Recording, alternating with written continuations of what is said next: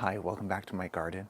So it's early November and I'm starting to take apart the hummingbird garden or kind of rethink it for next year.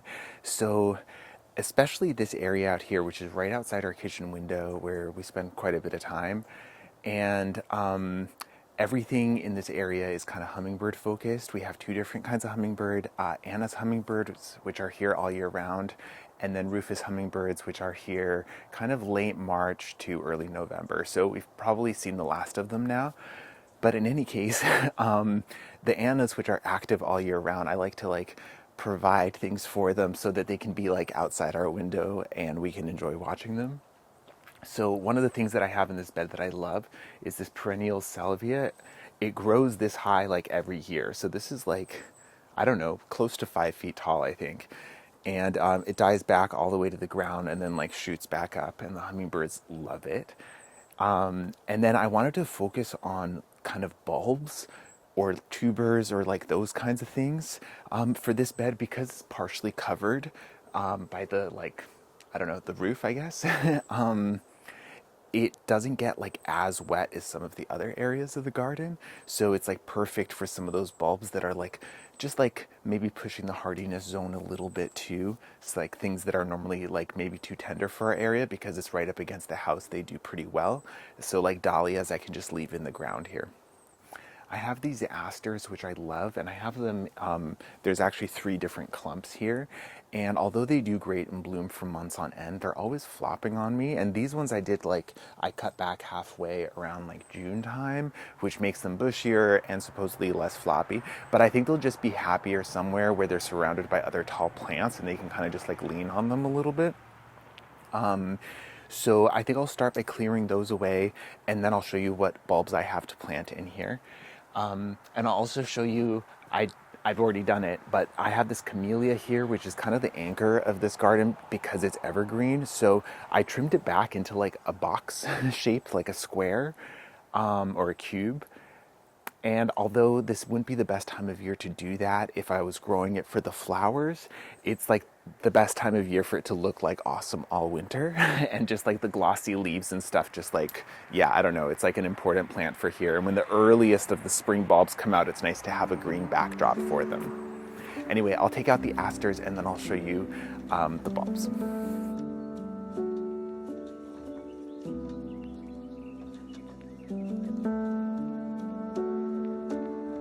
So the asters are all out, which is great because it kind of shows me like where the gaps are and what I'm working with. And the clumps themselves were like pretty huge. You can see like this one has a bunch of, I don't know, like babies coming out, like little side shoots.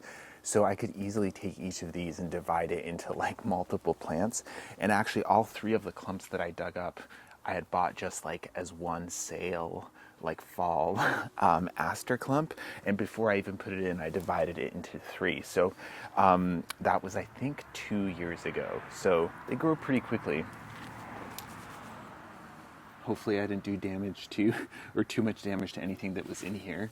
So I have this spot where I have this like stepping stone thing, and I'm gonna leave this in the ground here through winter, just so that I know that that's my spot where I'm gonna put a big dahlia. I haven't decided exactly. There's one that's like, it's not marble queen, it's like it's a dinner plate dahlia, so it has really big blooms. So maybe that, or because it's for the hummingbirds, maybe it's worth doing something that's like a little simpler as a flower, but that has like that open center that they love. Anyway, so to be decided, we'll see what's available. But basically what I want to do is I've been thinking about what bulbs to plant so that it can be as staggered as possible so that there's blooms for kind of most of the year. It's kind of impossible to have it for the whole year here, but yeah, I think we'll do pretty well. So I'll show you what I have. So a few different things I'm working with.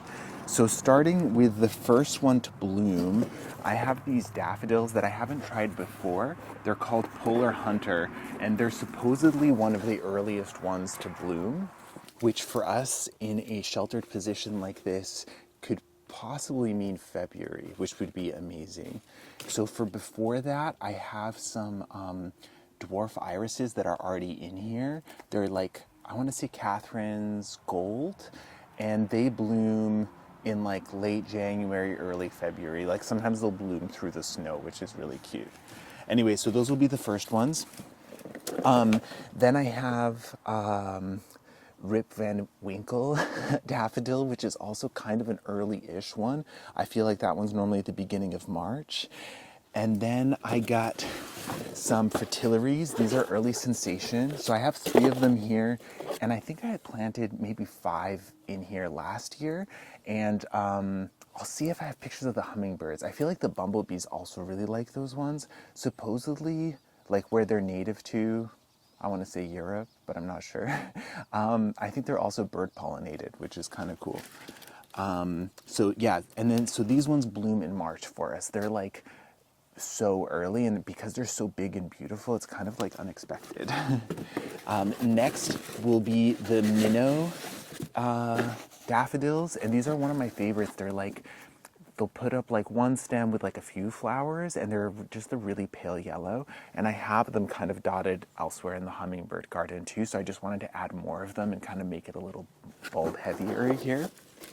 Next to bloom will be tulips, and I have Candy Prince, which is like, I think like an April one. It's like kind of simple, pale, like purple. And then that will be followed by the double peony blue wow tulips, which are like a later tulip, and they have like bigger flowers, a little more like complex.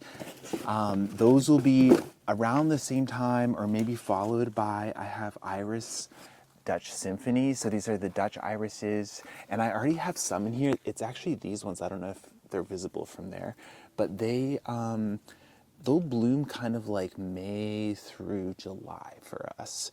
And the ones that I have in are, they were called Pink Panther, but they're kind of more purple than pink. So I don't know if they were just like different to what the package said, or if Pink Panther is actually kind of purple. But anyway, they're like a pale purple. And then the ones I have here, Symphony, are like a pale yellow. So maybe even streaked with white. I'll put a picture.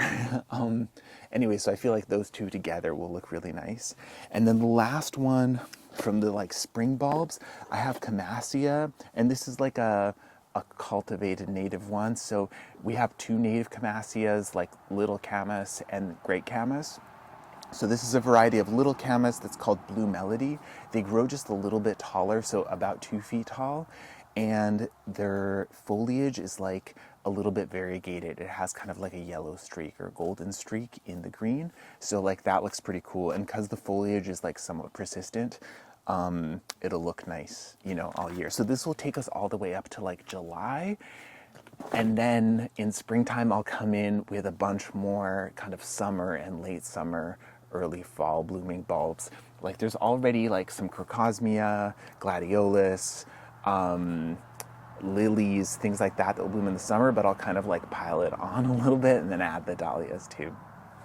So basically, the thought is like I have like all the things, and I'm just gonna like spread them out kind of randomly so that they can just like pop up.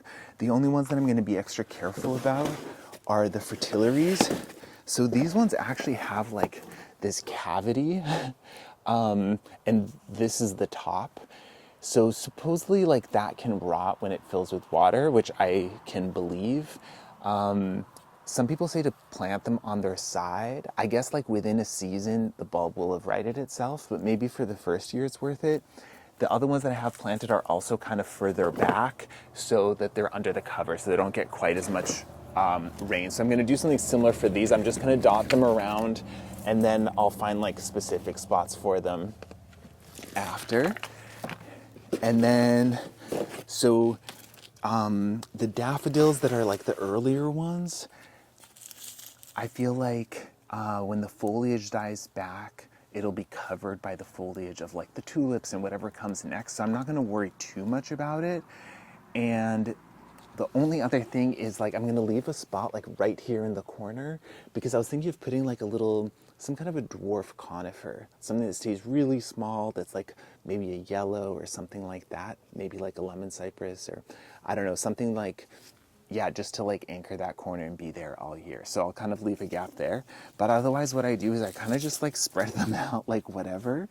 And then it gives kind of just like a more natural feel. So I'll spread them all out and then come back and plant them all together.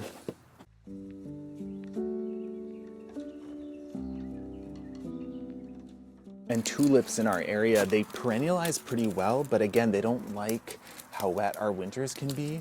So I might kind of spread those a little bit more towards the back. They're also pretty tall. Like each of these, I think, grow to a couple feet. So I don't think they'll be hidden. And the tulips that I have in here already are kind of like, it's like Bud Light, which is kind of like a pale yellow white color. So adding these two kind of bluish purple varieties I think will look really good.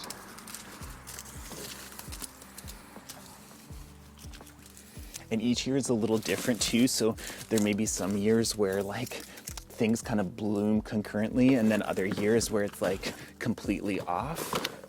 So that's part of the joy of seeing like what different combinations appear.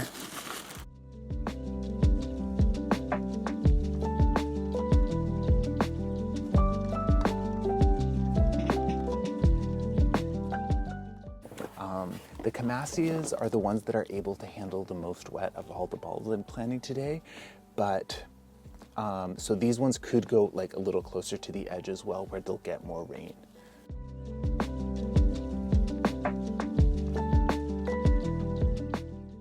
Okay, so I put a couple pots where I know I want to add like a few other things.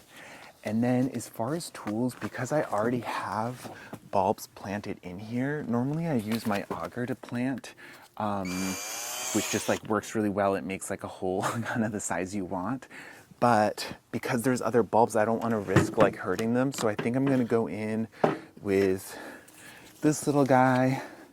And then I also have my like claw gloves on. So these are great for like a lot of the smaller bulbs because I can just go in with like a claw, plant them in, and then cover them back up. And it's like the most fun, I think, of the different methods. With all of these bulbs, I'm going to plant them the same way. So I'm going to imagine two more of the same bulb on top, and that's how deep I want them planted. So if it's like a 2-inch bulb, the bottom of it will be 6 inches into the ground. And then cover back up. And these are all pretty much the same in that they look almost like garlics or like onions or something. So they have like the little like hairy roots with like a little kind of plate at the bottom and then kind of pointy at the top. So it's hard to get it wrong, I think, because even if you do plant it like say upside down, it'll right itself by growing out and around and up. That like will slowly pull the bottom to like face up again, which is kind of cool.